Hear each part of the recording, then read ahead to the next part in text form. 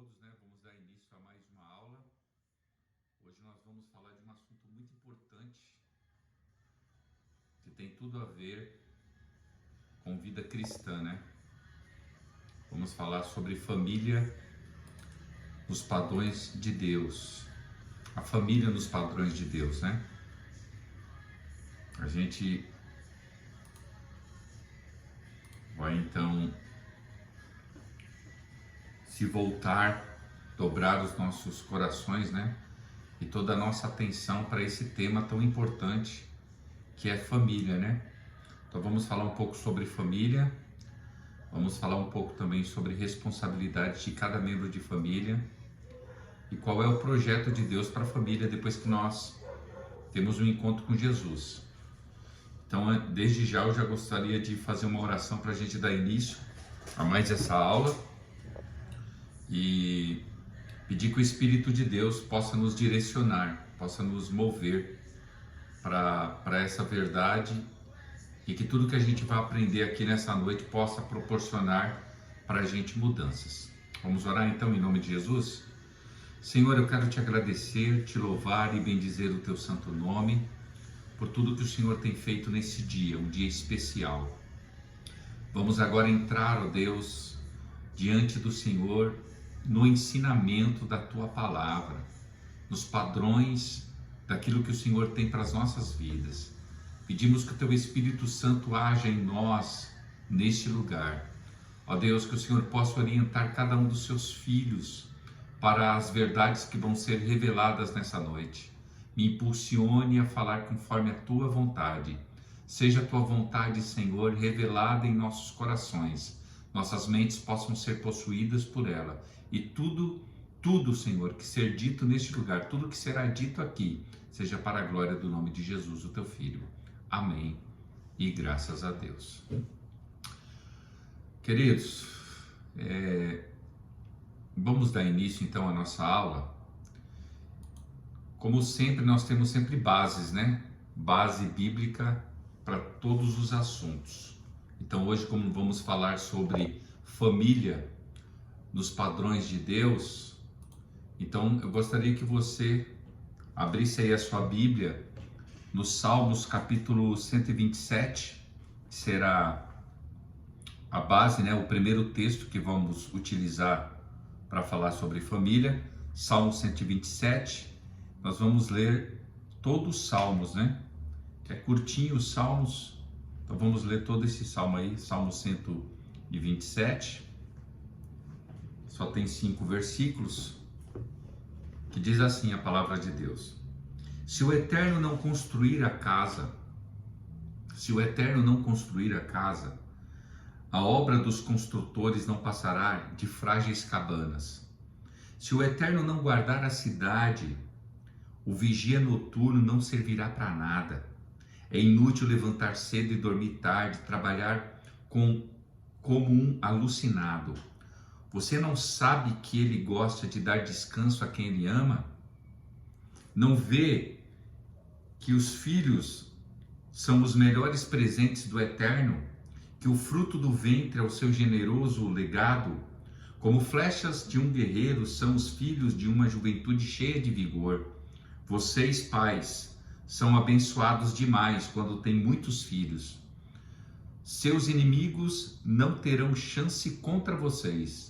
Serão varridos imediatamente da sua porta. Salmos 127. E hoje vamos falar sobre família nos padrões de Deus. Bom, como sempre, todo o material que eu vou discorrer hoje aqui com vocês, vou indicar também mais um livro para vocês, que também é curtinho, 25 páginas só do pastor Hernandes Dias Lopes. E aí vai ser muito fácil depois vocês lerem, porque é bem curtinho esse livro. Mas vamos lá. Como introdução, eu quero dizer que Deus, ele criou a família como a primeira instituição e a estrutura dessa instituição, né? A estrutura dessa instituição, na verdade, é a estrutura que é montada toda a nossa sociedade. Na verdade, nós fomos primeiramente criados por Deus para ter comunhão com Ele e para glorificar o nome desse Deus. E ele nos criou, como nós temos a base em Gênesis capítulo 2, versículo 18, que diz que não é bom que o homem esteja só. Então, para Deus construir a família, para Deus instituir a família, ele cria o homem, depois cria a mulher e dá a eles uma ordem para que eles possam frutificar e multiplicar. Ou seja, o homem depende um do outro, ou seja, a mulher depende do homem e o homem depende da mulher. A família, na verdade, ela é a base de todos os nossos relacionamentos. Na família, a família, na verdade, ela é o ensaio de como a gente vai lidar com a nossa vida, né? Se nós temos uma boa base na nossa vida familiar,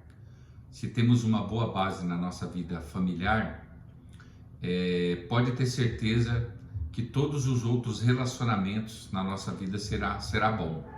Então nós temos uma vida familiar abençoada, todo o relacionamento que vamos ter fora da família será uma bênção, porque na família, no vínculo familiar, a gente aprende a formular ideias, a gente aprende a ir, a vir, a gente aprende cultura, a gente aprende língua, a gente aprende costumes, a gente aprende padrões sociais, tudo que é para sobreviver, né, na vida, nós aprendemos tudo no vínculo familiar. Então a estrutura familiar, na verdade, é o pontapé inicial da nossa vida. E se nós temos uma boa estrutura familiar, nós vamos interagir com pessoas, nós vamos interagir no mundo, na sociedade. Então muitas pessoas que não conseguem interagir com esse mundo, com essa sociedade, tem tudo a ver com uma má formação na sua família. Isso é muito importante a gente deixar isso muito bem claro, que a família, na verdade, é o ensaio, é o pontapé inicial dos relacionamentos. Outra coisa importante, Deus tem esse cuidado muito especial, porque a ideia de Deus é estabelecer o reino dele aqui na terra. Sempre foi a ideia de Deus estabelecer o que é no céu deveria ser aqui na terra. E Deus usa o quê? Deus usa a estrutura familiar para estabelecer seu reino. Então, por isso que na estrutura familiar nós temos papéis de cada membro da família. Papéis do pai, papéis da mãe, papéis do esposo, da esposa e dos filhos. Então, cada um exercendo o seu papel, com certeza, e lógico, tendo como norte, como a vontade de Deus, como padrão, a palavra de Deus, com certeza os céus, a cultura do céu será estabelecida na terra. Então essa sempre foi a ideia de Deus, o plano de Deus para a família, dirigir a família conforme os padrões de Deus, tendo profundamente essa orientação de Deus. Por isso que é tão importante quando vamos construir uma família. Você que é solteiro, sei que tem pessoas solteiras aí com a gente, né? Tem a Yasmin, tem aí a Isabela, tem Yasmin, a Isabela, deixa eu ver quem é mais solteira aqui. Isabela e Yasmin, por enquanto só essas duas, né? Só essas duas aqui solteiras, para estabelecermos então, a Isabela que vai casar agora em novembro, final do ano, Bela, é importante mesmo você formar a família. Você agora vai formar, em sua mente está você formar, né, a sua família aí com o Cauê. É importante então você ter as orientações devidas de Deus para formar essa família. E aí nós vamos ver quais são os padrões de Deus para isso. Mas quando hoje se fala em família, muitas pessoas, ao invés de pegar o referencial da palavra de Deus, todo o referencial que essas pessoas pegam é os padrões do mundo. E toda vez que a gente quer incutir um padrão do mundo nos padrões de Deus, a família não dá certo. Por isso que os padrões do mundo estão sempre fora da vontade de Deus. Por isso que o apóstolo Paulo diz para a gente não se moldar aos padrões desse mundo. A nossa mente deve ser moldada conforme os padrões de Deus. Porque para o mundo é natural o divórcio, para o mundo é natural as relações sexuais antes do casamento, para o mundo é natural a relação com amantes, com prostitutas. Ou seja, para o mundo tudo isso é natural, né? Tudo isso faz parte da vida, mas para os padrões de Deus isso não vai dar certo. No padrão de Deus a família não dá certo desse jeito, ela precisa ter uma forte ligação com os padrões de Deus. Por isso que nós precisamos então trazer alicerce para a nossa família, e Deus quer fazer isso trazendo um avivamento de conhecimento. Deus quer trazer avivamento, e todo avivamento começa com conhecimento, começa com a verdade. Se a gente for ler agora Salmos 68, nós temos aí um padrão. Vamos lá, Salmo 68, eu vou ler somente 2 versículos, o versículo 5 e o versículo 6, que diz assim: Pai dos órfãos e defensor das viúvas, assim é Deus em sua habitação. Deus constrói casas para os desabrigados e conduz os prisioneiros à liberdade, mas deixa os rebeldes apodrecerem completamente. O que esse texto está dizendo aqui? Que todo mundo que se encontra desamparado na sua família, talvez eu estou falando com pessoas aqui que não tiveram uma boa família, não tiveram boas bases familiares, né? E quando a gente não tem boas bases familiares, isso vai repercutir em todos os nossos relacionamentos. Mas a Bíblia está nos dizendo aqui que Deus ele é pai dos órfãos, né? Deus é pai dos órfãos. Então, se você, né, eu sei que tem algumas pessoas que perderam já os seus pais de pequeno, né? Ou tem até o seu pai, né? Mas o seu pai não é tão presente, ou o seu pai nunca foi presente. Nós vamos aprender aqui hoje que a ausência de um pai traz muitas complicações para essa pessoa. Então, Deus ele se apresenta, Deus se convida a ser o pai dessa pessoa. E aí quando Deus passa a ser o nosso pai, os padrões desse pai pode ajustar tudo aquilo que é da nossa vida, né? Quando a gente tem um padrão de um pai, porque essa é a vontade de Deus, é Deus ser padrão para nós, né? Como pai, Deus é padrão. O próprio Jesus Cristo, quando ele vem, nós aprendemos isso na semana passada, que o próprio Jesus, ele ensina aos seus discípulos como agora chamar Deus, de Abba, né? De paizinho. Então, somos agora somos filiados, somos adotados por intermédio de Jesus agora. Por intermédio de Jesus, eu sou filho de Deus. E essa sempre é a vontade de Deus, de nos adotar e ser o nosso Pai. Ou seja, esse texto ele quer nos revelar o propósito de Deus para nos sarar, para suprir e preservar a nossa família, colocar Deus como padrão, né? Antes de iniciarmos uma família, antes de constituirmos uma família, antes de gerarmos filhos, temos que ter Deus no centro da nossa casa, né? O texto que a gente leu mesmo em Salmo 127 já mostra: em vão vigia aquele sentinela se Deus não estiver guardando a casa. Então, a infinita misericórdia de Deus e a disposição de Deus em querer nos adotar, né? Tudo aquilo que a gente perdeu, porque às vezes é isso que acontece, né? Quando a gente vem para Cristo, quantas perdas a gente tem, né?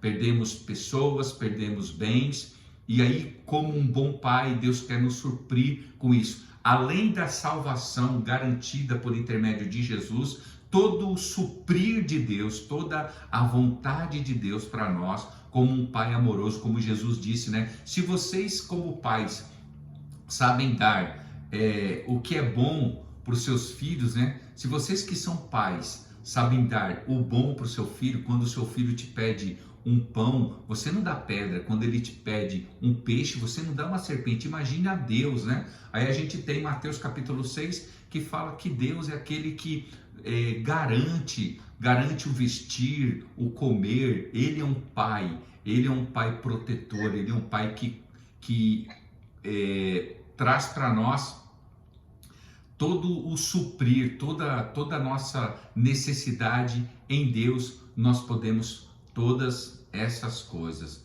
Então nós temos esse Deus poderoso como nosso Pai amoroso e a sua infinita misericórdia. Então toda essa família, quando a gente olha para a família, a gente tem que olhar para os padrões de Deus. A família foi projetada nesse ambiente, apropriado nesse ambiente, né? Num ventre emocional que gera filhos sadios. Se nós temos Deus como centro da nossa casa, se nós temos Deus como centro da nossa família, vamos gerar filhos sadios, destinados para um crescimento espiritual consistente. Por isso que Deus tem que ser o centro da nossa vida, né? Talvez eu esteja falando com irmãos, com pessoas que a sua casa não está nada bem, né? A sua vida conjugal, a sua vida familiar, o seu relacionamento com seus filhos não está nada bem. Então é colocar Deus no centro, né? Colocar Deus como o nosso referencial de pai para nos orientar. E aí nós somos comprovados que quando Deus é a nossa proteção, o nosso amor, né? O nosso amor infinito, o ambiente familiar se torna então essencial e seguro. Quando Deus não está, então existe o quê? Uma insegurança, né? Contraída numa insuficiência familiar que se manifesta de várias formas, né? Lembra da introdução da vida cristã? A rejeição e a rebelião. Então nós precisamos trabalhar isso, né? Expor as raízes, né, do nosso problema. Por isso que a família começa na nossa conversão, na nossa entrega a esse Deus. Quando nós nos entregamos a esse Deus, então toda a raiz de amargura, né, todos os problemas, toda essa rebelião que estávamos diante de Deus, éramos rebeldes, estávamos vivendo essa rebelião por causa dos nossos pecados. Quando nós ajustamos isso e colocamos Deus como centro, então Deus também começa a trabalhar na nossa família, né? E os níveis mais intensos que a gente vai enfrentar, isso é muito importante, os níveis mais intensos de batalhas espirituais que enfrentamos está dentro da nossa família, né? Se você for ver, é só você dar uma olhada. O pecado entra, isso é muito interessante, eu estava preparando a aula e o Espírito Santo ministrou no meu coração. O pecado entrou no homem, né, lá no Éden, por falta de diálogo. Por falta de diálogo. Eu tenho certeza que se houvesse mais diálogo entre o Adão e a Eva, pode ter certeza que a Eva não tinha sido enganada pela serpente. Então, falta diálogo na família. E aí, quando não há diálogo na família, há o quê?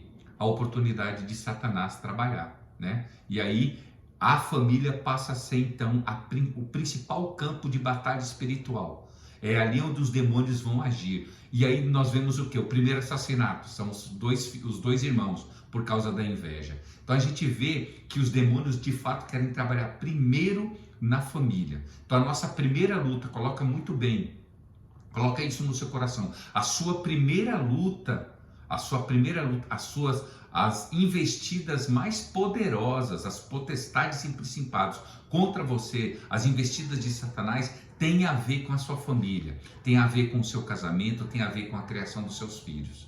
Então a primeira investida de Satanás é para separar, para desestruturar a sua família. Então a intenção de Satanás é colocar briga entre o esposo, entre a esposa, discussão entre os pais e os filhos. Essa é a primeira intenção de Satanás. Por quê? Porque se atingir a família, a estrutura da família, atinge o que é a sociedade. Porque a sociedade está estabelecida nos padrões e nos fundamentos familiares. Destruir uma família, com certeza vai afetar o quê? Vai afetar a sociedade. Por isso que um lar que não tem um pai presente, uma mãe presente, pode ter certeza que nós estamos, aquele pai, aquela mãe vai construir também um pai não presente, uma mãe não presente, e aí vai trazer desestruturação para toda a sociedade. Por isso que é importante, tão importante é uma família nos padrões de Deus. Nos padrões de Deus. E aí a gente vai colocar, que eu acho importante também falar isso com vocês, a questão da família, a nossa segunda família, né? Hoje se vê muito pouco a nossa segunda família, que seria a igreja, né? Hoje as pessoas não, há 20, 30 anos, 50 anos, lá na igreja primitiva, quando você estuda a história da igreja primitiva, a sua segunda família era a igreja, eram os irmãos da igreja. Por isso que somos chamados de irmãos, porque temos o mesmo Pai. Nós temos Deus, o Eterno, o nosso Pai. Então a nossa segunda família passa a ser a família espiritual. Então lógico que os maiores conflitos será também dentro da igreja, não somente dentro da nossa casa. Haverá também conflitos dentro do âmbito da igreja, da comunidade, das pessoas que estão ali adorando a Deus, se unindo com o mesmo propósito de fé. Por isso há tantas divisões, por isso há tantas pessoas se dividindo dentro da igreja, porque a intenção de Satanás é essa, é dividir dentro do seio da igreja. E ao invés de ficarmos mais apercebidos a respeito disso, o que? A gente fica disperso. A gente não enxerga de que a igreja é a nossa segunda família. Então a gente precisa entender que a igreja é a nossa segunda família, e os maiores ataques de Satanás, os principais ataques de Satanás têm a ver com a nossa casa e o nosso vínculo espiritual. Porque o diabo, o que o diabo quer? Vamos supor, se ele ataca dentro da família, ele vai separar os pais. Se ele ataca dentro da igreja, ele vai separar a gente como membros e como irmãos. Então a ideia de Satanás é o quê? Satanás, ele é o pai da mentira e o pai da orfandade. A ideia de Satanás é matar o pai daquela família. Quando a gente se afasta de Deus, estamos dizendo que Deus não é mais o nosso pai. É como se Deus morresse para a gente. E aí, quando nós perdemos Deus como pai, como padrão, o que acontece? Porque às vezes a gente não perde Deus porque Deus não morre. Mas quando nós estamos longe de Deus, perdemos Deus sim. Porque a paternidade não tem a ver com só o que é biológico. Não é só o que é biológico. Eu sou pai porque o Jonatas e o Israel precisou do meu esperma, junto com o óvulo da pastora Josi. A paternidade tem a ver também com a presença. A paternidade é a presença. Irmão, eu fico aberto aqui e aí fica entrando um monte de insetozinho. Vou fechar aqui. Então a gente precisa entender isso. Paternidade. Então, quando a gente se afasta de Deus, o que acontece? A paternidade de Deus se afasta e aí entra quem? Satanás. Satanás, ele ama ser, ele é pai da orfandade. Isso é muito interessante. E aí Deus diz que ele também, além de ser o nosso pai, os salmos que a gente leu, diz que se você perdeu o seu pai físico, Deus é pai dos órfãos e é juiz das viúvas, ou seja, Deus quer ser o centro da nossa família, o restaurador da nossa família.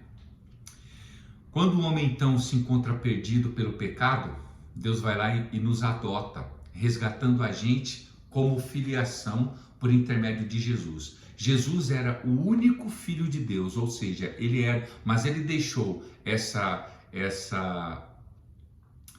agora não me veio a palavra, mas me deixou essa parte de ser o único filho para se tornar o primeiro de muitos filhos. Porque depois da morte de Jesus, Deus deixou de ser apenas pai de Cristo e passou pai de muitas pessoas. Nos tornamos filhos de Deus por intermédio de Jesus. Jesus vem e deixa de ser o único filho de Deus para ser o primeiro dentre muitos filhos de Deus. Essa é a vontade de Deus. Foi isso que Jesus fez quando ele ressuscitou dentre os mortos. E é isso o que Deus quer fazer por intermédio da sua palavra e da morte de Jesus, ressuscitar e trazer avivamento para as nossas famílias. A paternidade de Deus. Deus quer se tornar pai. Deus quer se tornar pai de verdade e quer ser o pai que cuida. A paternidade de Deus, a companhia de Deus, ela lança fora a solidão, ela solta as cadeias da rejeição e ela faz a nossa personalidade prosperar, porque todos os ensinamentos que precisamos para se dar bem na vida, para prosperar na vida, está na palavra de Deus. Então Deus quer fazer com que o nosso território emocional e espiritual seja fértil. Por isso que o Velho Testamento termina dizendo o seguinte, Malaquias capítulo 4, olha o que diz aqui. Malaquias capítulo 4, versículo 6. Olha que interessante, irmãos, isso é fantástico. Malaquias 4, 6. O último profeta do Velho Testamento, ele termina profetizando assim, ó. 4 do versículo 5 e o 6. Olha o que diz. Mas olhem também para frente. Estou enviando o profeta Elias para preparar o caminho para o grande dia do Eterno. Esse daqui é o João Batista que viria. O dia do julgamento decisivo.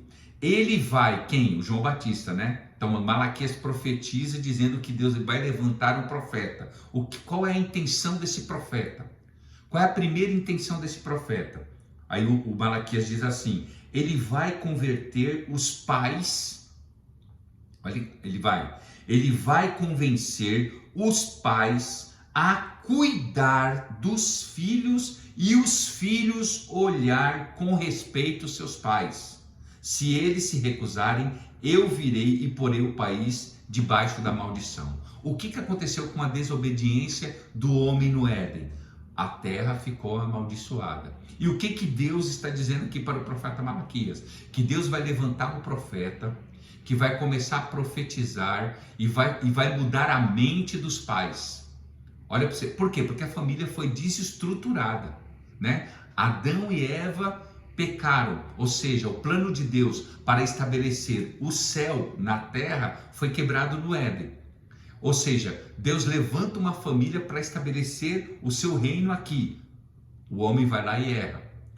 Aí você pode ver o assassinato. O Caim assassina Abel. Ou seja, toda a família que Deus projetou se desestruturou por causa de Satanás. Ou seja, a partir desse momento houve desobediência. O pecado entrou, passou o homem a ser rebelde, a se rebelar contra Deus. Aí Deus vem fechando o Velho Testamento dizendo assim para Malaquias. Malaquias, profetiza aí, porque eu vou restaurar toda a maldição familiar. Recebe aí, meu irmão. Toda maldição familiar, toda maldição na sua casa será quebrada pelo poder do nome de Jesus. Porque ele profetiza, Malaquias, eu vou enviar um profeta que vai preparar um caminho para que uma outra pessoa venha. Prepara o caminho. Ele fez a terraplanagem para que outra pessoa viesse. Quem? Jesus Cristo.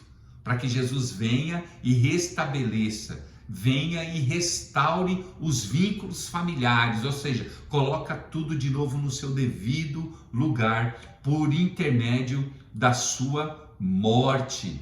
Por intermédio da sua morte. Essa é a ideia de Deus. Sempre foi a ideia de Deus. Estabelecer uma família forte. Estabelecer casais fortes. Filhos fortes. Relacionamentos familiares fortes. Essa sempre foi a vontade de Deus. Mas a vontade de Satanás não é destruir. A vontade de Satanás é destruir e de atrapalhar. Por isso eu quero fazer uma analogia aqui rapidamente. A vida é um jogo.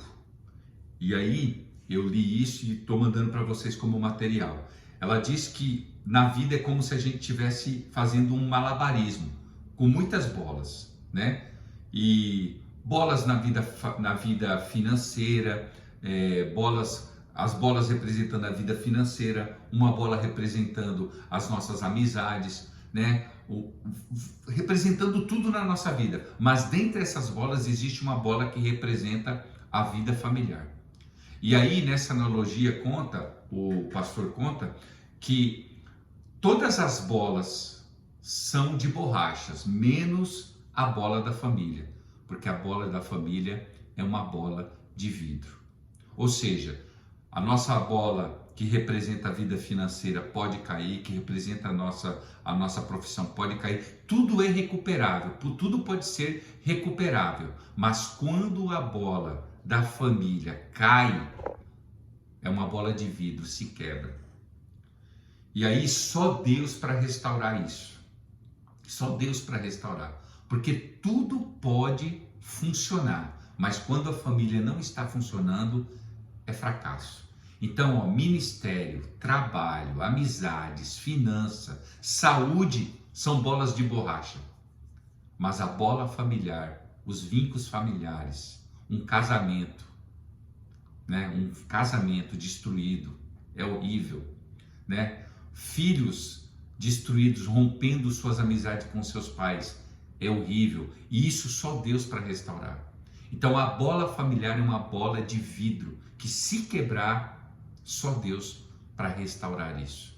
Então nós precisamos de um avivamento. Na verdade, nós precisamos uma igreja forte. Eu digo isso, uma igreja forte só é forte quando os seus lares estão fortes.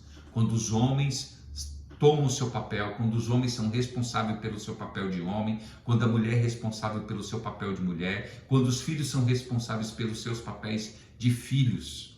Cada um com o seu papel. Cada um deve exercer o seu papel. Por isso, graças a Deus, nós temos a orientação da palavra de Deus para trazer esse avivamento. Deus quer estabelecer esse avivamento sobre nós, por intermédio da pregação da palavra, por intermédio da sua palavra, nós podemos ser restaurados. Não é isso que aconteceu? Não foi essa a mensagem que João Batista veio trazer? Lucas capítulo 1, do versículo 16 ao 17, olha qual era a mensagem do João Batista: converterá muito dos filhos de Israel ao Senhor seu Deus, irá diante dele no espírito do poder de Elias, para converter o quê? Os corações dos pais aos filhos e os rebeldes à prudência dos justos, a fim de preparar para o Senhor um povo apercebido. Essa era a mensagem. Deus usa o anjo dizendo para Zacarias: olha, eu vou te dar um filho e esse filho vai mudar a história do mundo. Ele vai profetizar e eles vão se arrepender. A principal raiz da rebelião e das cadeias pecaminosas vem com certeza dos conflitos familiares. O mundo está destruído por falta de sabedoria no lar, né? Gente, as cadeias estão lotadas. Se você fizer a Janaína que está com a gente aí, né, Jana? Está com a gente aqui a Janaína. A Jana está com a gente aqui. Ela trabalha como assistente social, né? Meu Deus, se ela pegar, né, Jana, né?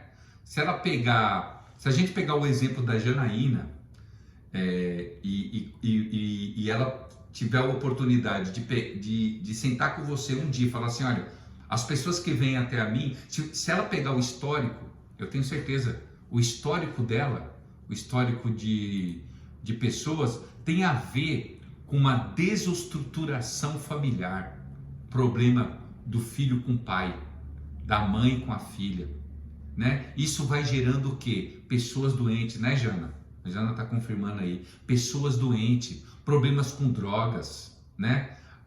Pega o histórico, estuda essa pessoa. Algum problema com o pai, ou ausência do pai, ausência da mãe, ou abuso de autoridade. E isso vai trazendo desestruturação para a sociedade. E aí Deus está dizendo para João Batista: você vai ser a voz profética, porque os pais precisam se converter. O coração do pai precisa ser convertido. O coração da mãe precisa ser convertido. O coração do filho precisa ser convertido. A reconciliação familiar, ela vem para mudar a vida desse mundo. Essa era a profecia de João Batista, por isso que ele dizia, ele não dava boi: arrependam-se, arrependam-se. Essa era a palavra dele: arrependam-se, confessa seus pecados, né? Arrependimento público. Quando a gente se arrepende pública, e quando eu falo publicamente é assim, preste muita atenção. Às vezes o pai, ele não quer se arrepender diante do filho, porque o pai pode errar. Então é importante o pai se arrepender diante do filho, dizer para o filho que ele errou, dizer para o filho que ele poderia ter feito direito e não fez. O filho também pode confessar seus pecados ao pai. É isso que João Batista está dizendo. É isso que acontece quando uma pessoa se encontra com Jesus. Ela muda sua vida em todos os aspectos. Uma pessoa que Jesus encontra, ele se torna um bom pai. Pode ter certeza. Quando uma pessoa é encontrada por Jesus, ele se torna uma boa mãe. O filho se torna um bom filho. É isso que João Batista está dizendo. Se aquele que eu estou preparando o caminho vier. Ele vai derramar sobre vocês, ele vai batizar vocês com o Espírito Santo. A vida cristã começa com o Espírito Santo em nossas vidas. E o Espírito Santo faz a gente ser um bom pai, faz a gente ser uma boa mãe, faz a gente ser um bom filho. Isso é importante. Isso é importante a gente entender. Se você não está sendo um bom pai, não está sendo uma boa mãe, não está sendo um bom filho, é a hora de você se arrepender e pedir que o Espírito Santo sopre sobre você para que você encontre o seu papel real de pai, de mãe e de filho. A nossa mentalidade precisa ser renovada, as nossas atitudes precisam mudar, precisamos ser responsáveis pelos nossos papéis dentro da nossa família. E João pregava isso não superficialmente, mas profundamente. Essa era a mensagem dele. E ele dizia assim: e se vocês de fato se converterem, vocês darão frutos de arrependimento, vidas convertidas e famílias saradas. Muita gente não vem para a igreja com você, talvez o seu filho não venha, porque talvez você não dá seu testemunho na sua casa, né? É importante a gente testemunhar Jesus, né? Um pai salvo se parece com Jesus, uma mãe salva se parece com Jesus, um filho salvo se parece com Jesus. Então nós temos que ser parecidos com Jesus. Agora o DNA de Deus está em nós, o DNA do Espírito Santo, o DNA de Deus é o Espírito Santo na nossa vida. E se o Espírito Santo está na nossa vida, nós somos parecidos com Deus, né? Tudo que a gente faz, todas as atitudes que a gente toma tem a ver com os padrões de Deus, tem a ver com a cultura do reino de Deus. Aleluia! A nossa família, glória a Deus, passa a ser um pedaço do céu. A nossa casa passa a ser um pedaço do céu. A família de Deus, né? Os padrões da família de Deus passam a ser padrões da nossa casa. Então você precisa fazer essa reflexão. Você precisa refletir a respeito disso, dessa verdade. Nós estamos em luta. Eu estava falando domingo na ceia. Nós estamos em uma luta que tem a ver com a eternidade. Nós precisamos entender isso. Nós estamos em uma batalha. Nós estamos batalhando. Homens precisam se posicionar. Mulheres precisam se posicionar. Filhos precisam se posicionar. Nós somos uma nova criatura em Cristo Jesus. E se não somos ainda, então buscamos a ser em Cristo Jesus. Vamos nos arrepender. Vamos pedir a Deus que nos encontre. Nós precisamos ser encontrados com eles para que as nossas vidas possam ser mudadas e transformadas em Cristo Jesus. Nós precisamos fazer isso. Nossa vida precisa ser guiada com esses padrões. Dentro desse propósito divino, o relacionamento familiar precisa ser revestido de responsabilidades. Nós precisamos assumir responsabilidades de homem, de mulher e de filho, de pai, de mãe, de filho, de homem e de mulher. Nós precisamos assumir as nossas responsabilidades. Se não assumirmos as nossas responsabilidades, se não assumirmos a vontade de Deus na nossa vida, se não assumirmos nós como fundamentos, nós como colunas da nossa casa, a casa vai desmoronar. Qualquer tempestade que vier vai desmoronar. Então ainda há tempo. Eu posso dizer por mim, eu não me sentia um pai tão presente como eu deveria. Fui buscar tratamento, fui buscar melhorias na minha vida. Então é importante primeiro a conscientização da onde você está errando. Não adianta só eu ser um pai que provê, que supre a necessidade do meu filho. Não é só isso. Eu não quero só suprir a necessidade, né? Principalmente agora eu tenho um filho adolescente, que é o Israel, né? As pessoas estão naquela fase, né? O jovem, quando chega a parte, quando chega a adolescência e a juventude, eles ficam meio ariscos, né? E eu estava lendo um livro a respeito disso. É importante que o pai e a mãe, né, passe pelo seu filho, toque nele, abrace ele, beije ele, né? Que haja esse contato físico para mostrar que mesmo que ele não toma a iniciativa, quem tem que tomar a iniciativa é a gente, porque é a gente que é o padrão, nós que somos o exemplo para ele. Ele tem que olhar, o Israel e o Jonathan tem que olhar. A minha ideia sempre foi assim, eles olharem para mim e ver eu como um padrão. Eu sou o exemplo e a Bíblia vai nos ensinar isso hoje. Nós somos exemplos dos nossos filhos. Eu sou exemplo, nós vamos aprender isso. Eu, como homem, sou exemplo de Jesus na minha casa. É difícil? A mulher acha que a vida da mulher é difícil. Eu concordo, é muito difícil mesmo, né? Porque muitas mulheres assumem de fato o padrão de mulher. Né? Muitas mulheres assumem esse padrão e às vezes tem que assumir o padrão do homem porque o homem não assume o padrão dele. Mas quando o homem assume o seu padrão, o seu papel de fato de homem, como a Bíblia ensina, é muito mais pesado para ele do que para as mulheres. É muito mais pesado porque ele é Jesus na casa. E é fácil ser Jesus? Digam para mim, é fácil ser Jesus?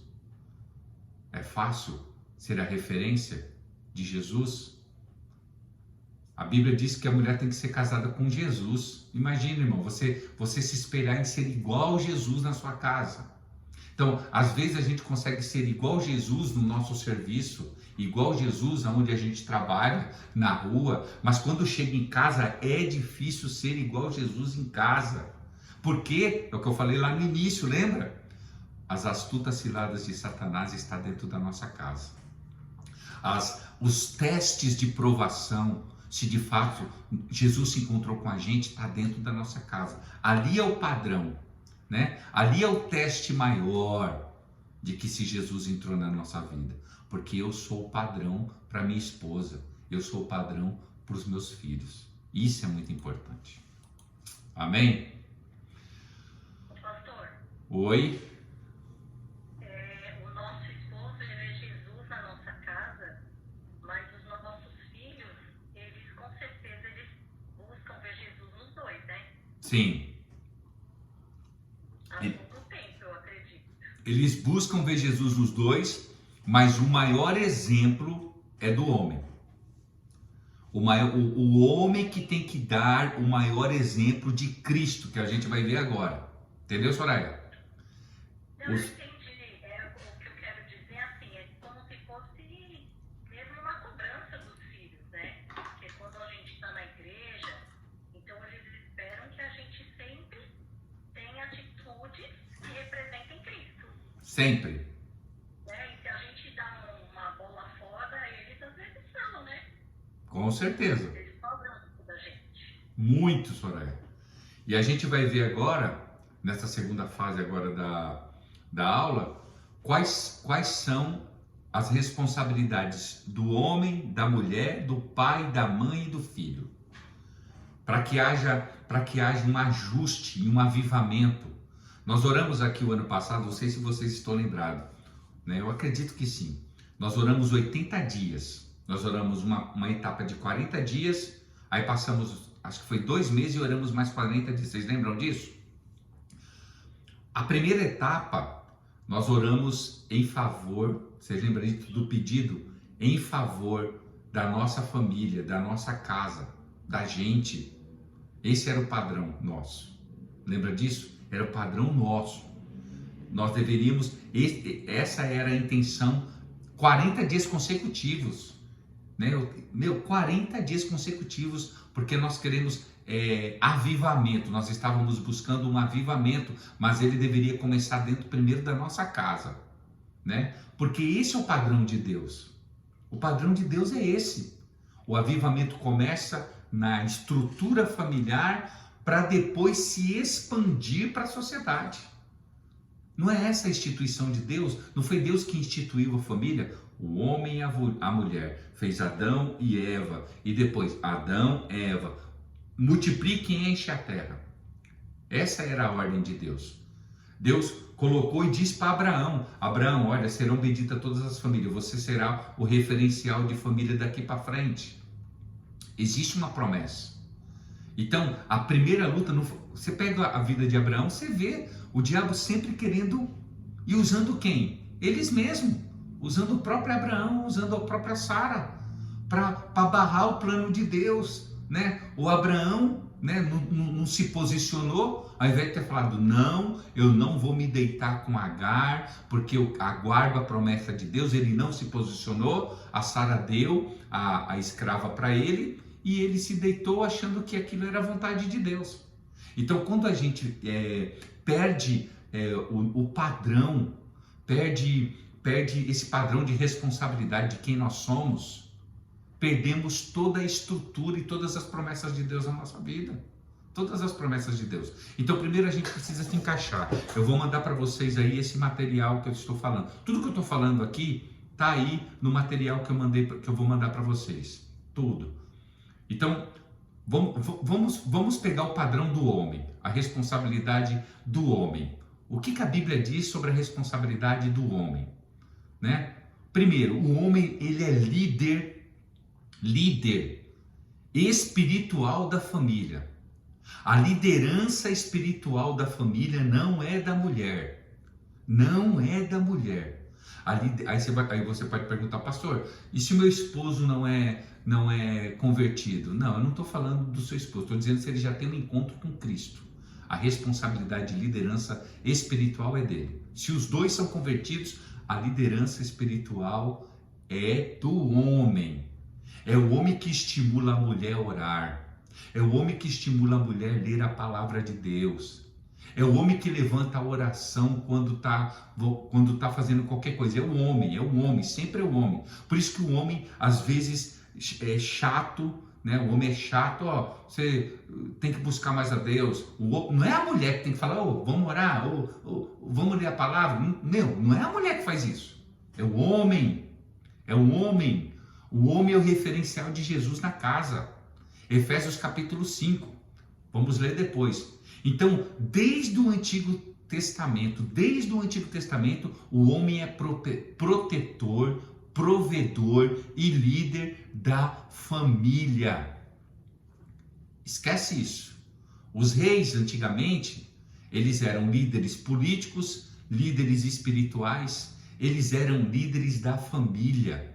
E aí, quando a gente olha para a conquista da Terra Prometida, quem a gente vê como um referencial de um líder lá? Quando Moisés morre, quem é que vai liderar? Josué. Ele é o líder daqui para frente.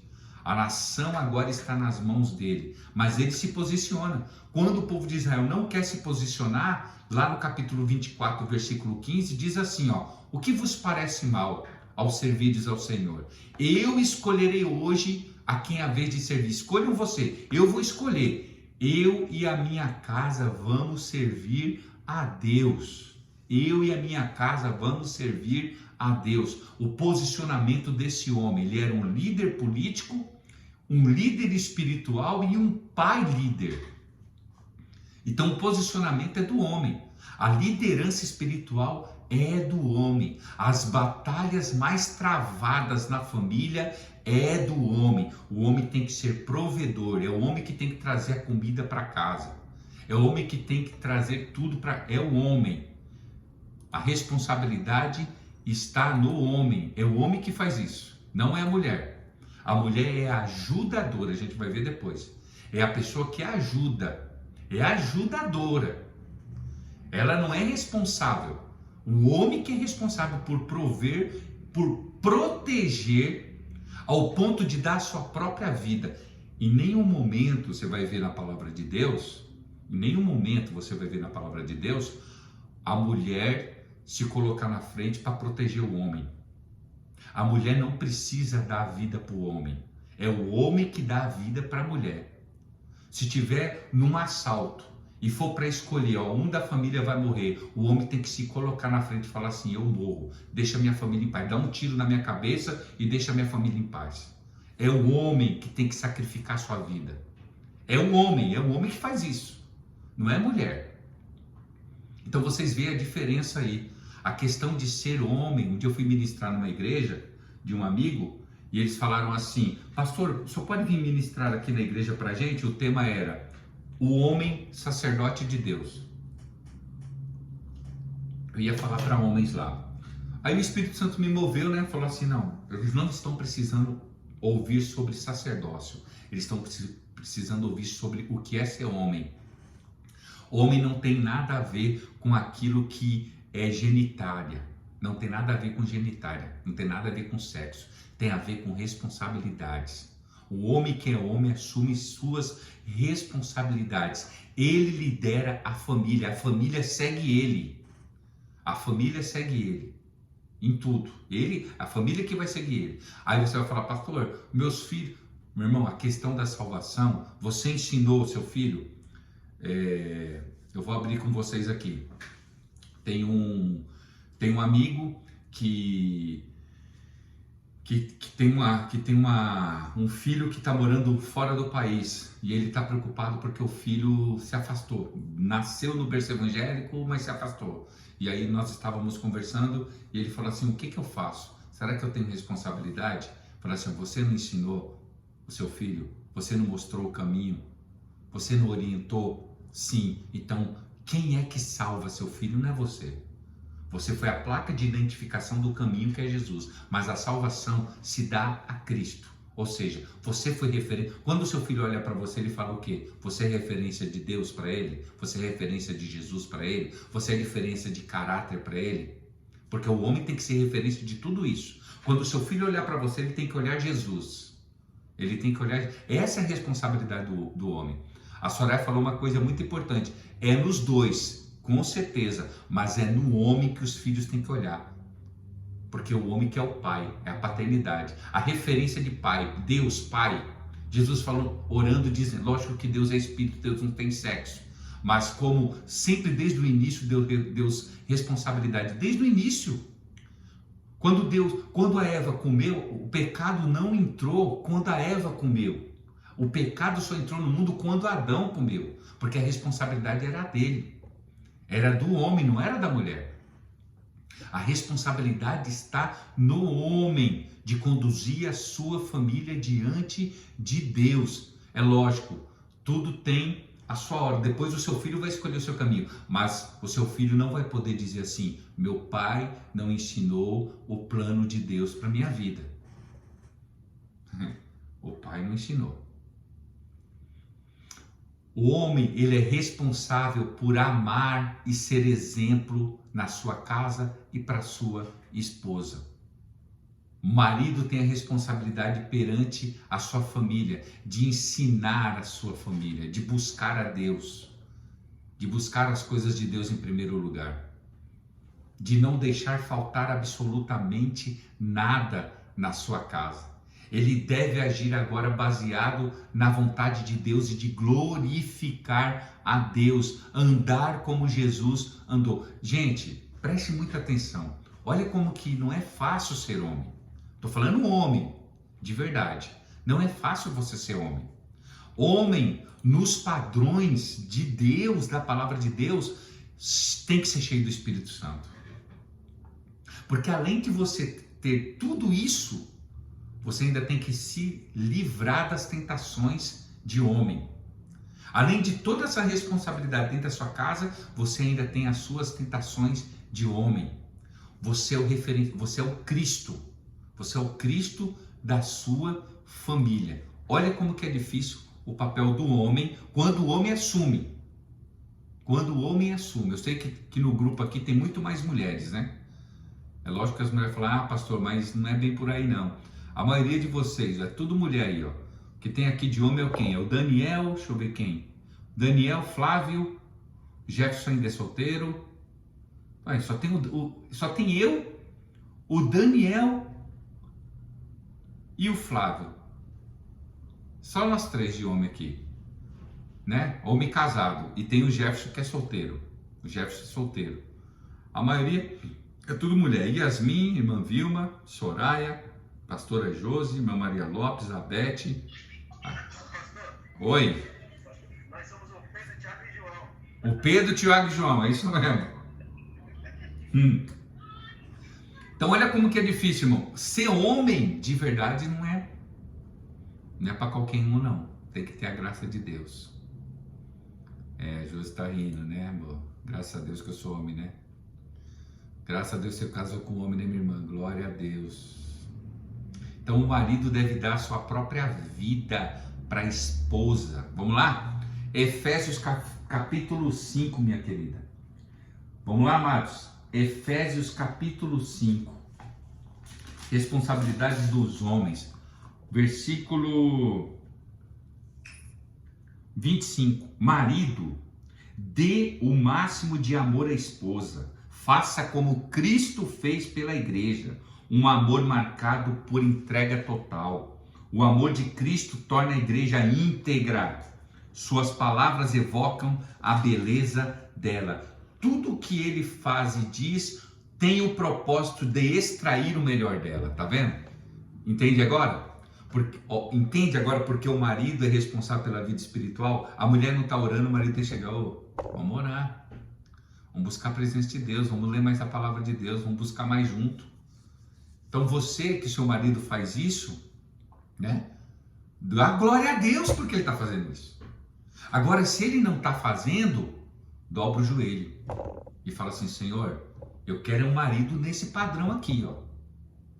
Eu quero um marido assim. Viu, Bela? Você que está aí. O Cauê, ele tem que ser esse padrão aí. Yasmin, desse jeito. Jefferson, quando você casar, meu irmão, pelo amor de Deus, meu. Se é isso que Deus tem na sua vida, né? Porque não é para qualquer um que é casamento, não, né? Mas Jefferson, se você foi chamado para casar, meu irmão, seja melhor, cara.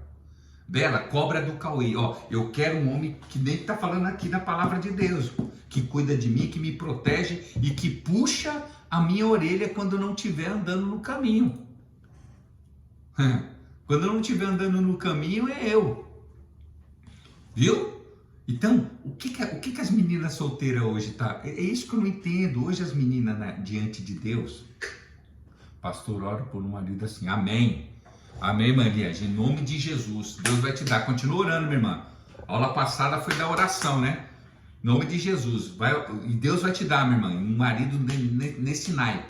Agora as meninas que tá solteira aí, meu, não olhe, ó, as meninas querem olhar, ó, ela quer o pacote inteiro. Já não é fácil ser um homem assim, ainda bonito.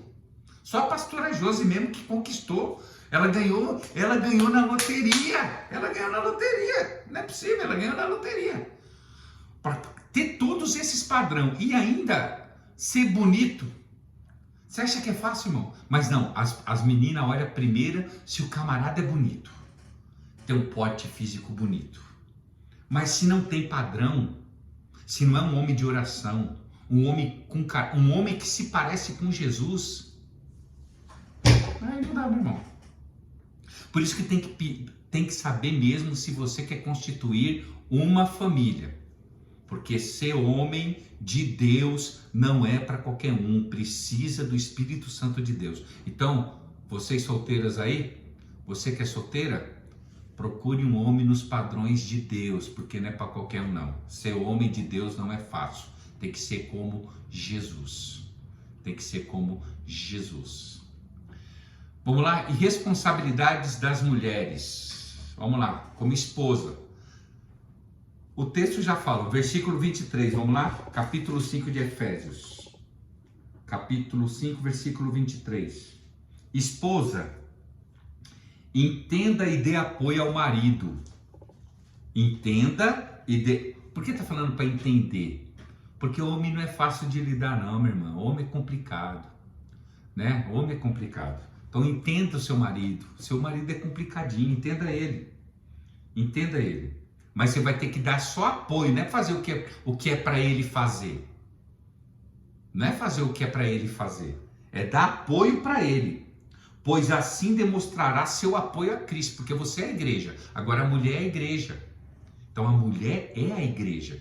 Então ela não faz nada, ela só dá apoio. O marido exerce a liderança em relação à esposa. Mas da mesma forma com a qual Cristo faz na igreja. Com carinho e não por dominação. Olha aí, mais uma. Carinho e não dominação do homem. A mulher, então, se submete à liderança de Cristo, a igreja se submete à liderança de Cristo, a esposa então também deve se submeter ao seu marido. Aí, olha que interessante. O que significa submissão? A gente acha que submissão é o camarada ficar em cima de você e mandando em você. Não tem nada a ver. Não tem nada a ver. Vai aí, maridos. Vamos ver o que é submissão. O que o dicionário ensina? Submissão. A ação, o efeito de submeter. Submeter ao quê? A uma missão. Missão de quem? A mulher se submete à missão de quem? De quem? Alguém pode responder aí? De quem a mulher se submete? A missão de quem? O homem tem uma missão. A mulher se submete a que missão? A missão do homem. Então a mulher vai ter que se submeter à missão desse homem. E qual é a missão desse homem? Ser igual a Jesus. Olha aí. Não é doideira? Então olha aí, ó, vocês solteiras, porque eu sei que eu estou gravando aqui porque futuramente eu vou colocar isso depois, aí em alguma rede social. Você que é solteira aí, olhe com quem você está casando, com quem você está namorando. Olha para ele. Ele tem uma missão. Você vai se submeter à missão dele? Isso que é submissão. É se ser submissa à missão dele, do homem. Se o camarada é um bombeiro, se o camarada é um policial, se o camarada é um pedreiro, talvez essa é a missão que ele tem para a vida dele. Ele vai ser desse jeito. Você vai ter que casar e saber que ele é um pedreiro, você está casando com esse tipo de pessoa. Você vai se submeter a isso ou você vai querer exigir mais dele, se ele não pode te dar tanto? A maioria dos casamentos se dá isso. A mulher não sabe qual é a missão do esposo e casa, mas ela esquece que ela vai ter que se submeter à missão dele. Por isso que é importante o namoro. Será que eu consigo me submeter a ele, à missão dele, à vida dele? Isso que é apoiar. A mulher se submete ao seu esposo, não é exigir dele, porque ele já tem aquela missão. Olha que interessante. Por isso que há grandes conflitos. A submissão não tem nada a ver de você ser uma escrava do seu esposo. Isso não é. Então muita mulher pensa assim, aliás, eu sou escrava. Não. Você é do lar. A gente vai ver aqui. Como que uma mulher tem um padrão. Mas estão exigindo muito, os homens exigem muito da gente. Deus exige muito da gente. Pô, se Deus deu capacidade para você, Deus não vai exigir nada daquilo que você não seja capaz.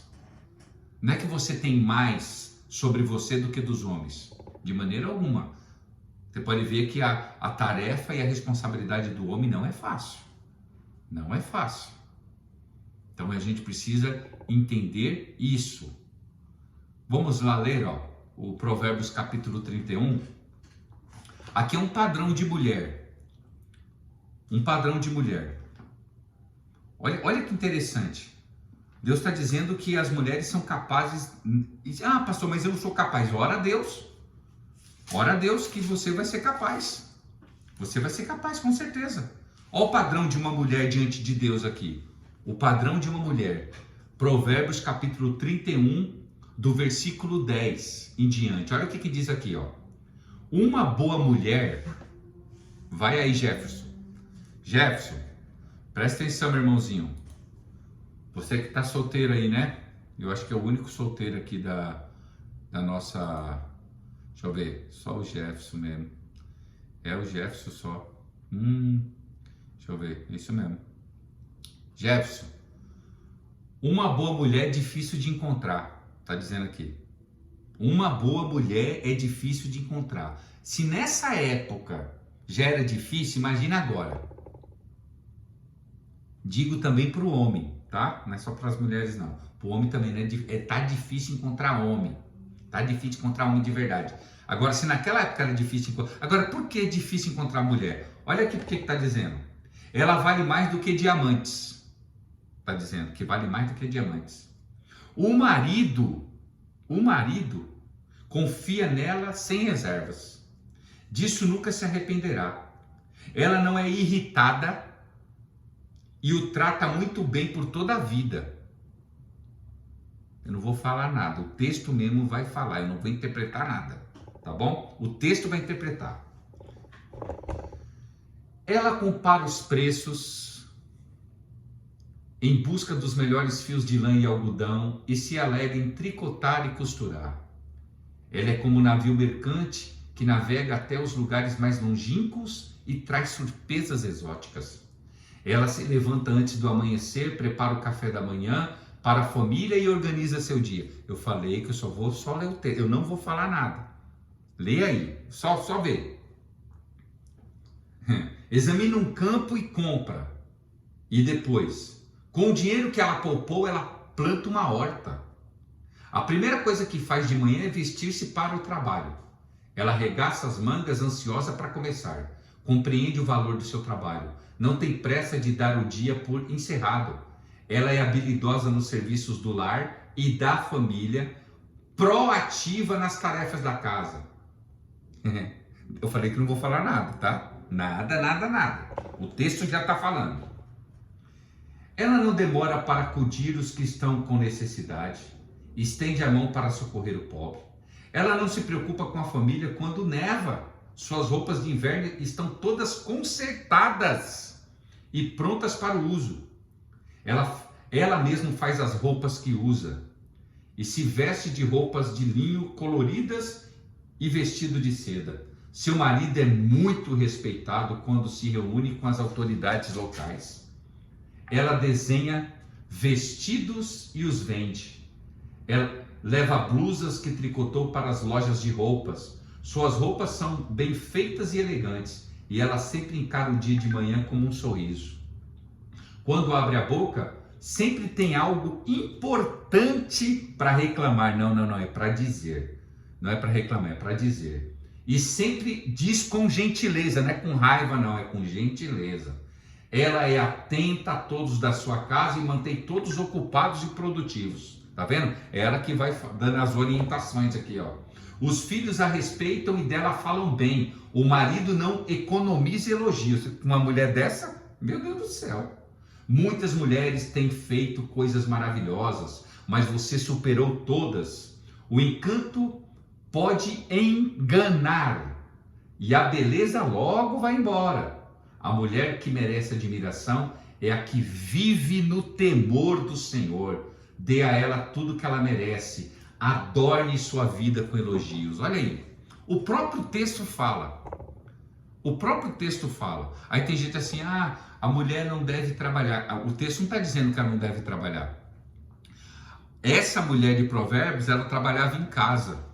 Ela estava trabalhando em casa, ela negociava. Ela era administrativa, entende? O esposo dava o dinheiro para ela e ela que administrava tudo, comprava tudo. Ela era a mulher, ela não era gastona, ela era a mulher administrativa. Ela que é a mulher administrativa. Então o texto mesmo vai falar por si mesmo.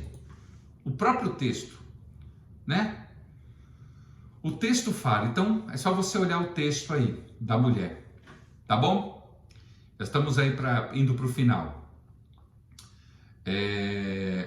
Responsabilidade agora do pai e da mãe. A responsabilidade do pai e da mãe. Como a gente aprendeu a paternidade, né? O diabo ele quer roubar essa paternidade. Vamos agora se voltar agora como ser bons pais. A gente viu que a ausência dos pais produz orfandade emocional em seus filhos. E aí produz o quê? Um desastre para a sociedade, né? E essa é a maior estratégia de Satanás. E quando a gente olha para nós, os brasileiros, o que a gente percebe? Que somos roubados, né? Somos roubados nisso. Somos roubados nisso. Perdemos essa paternidade diante de Deus. Essa é a vontade de Satanás, né?